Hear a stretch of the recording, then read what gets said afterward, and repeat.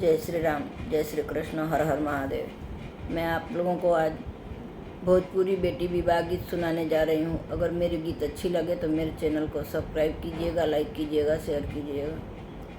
बाबा चले घर बार खो जाना, बेटी कर लिया स्नान, बेटी कर लिया स्नान। एही पार गंगा होई पार जमुना, बीचवा पड़ेला बीचे धार। तही पैठी बेटियों के सिया संवारेली, बाबा का नजर पड़ी जाए। पूरब खोजली बेटी, पश्चिम खोजली हो, खोजली मैं देश चारी ओर। तुहरे ही जोगे बर नहीं मिलल बेटी हो, अब बेटी रहना कुंवर।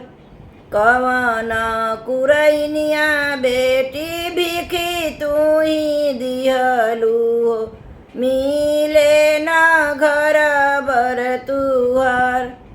जाऊ जाऊ बाबा हो नगर अयोध्या, राजा दशरथ जी के द्वार, राजा दशरथ जी के द्वार। राजा दशरथ जी के चारी बेटउआ हो, चारों जे बाट कुंवर।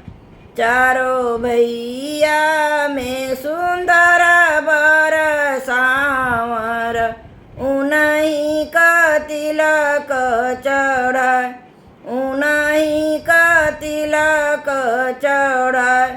सात समुद्र उनके उद्र बसत हैं, खेलेला सरयू के तीर, खेलेला सरयू के तीर।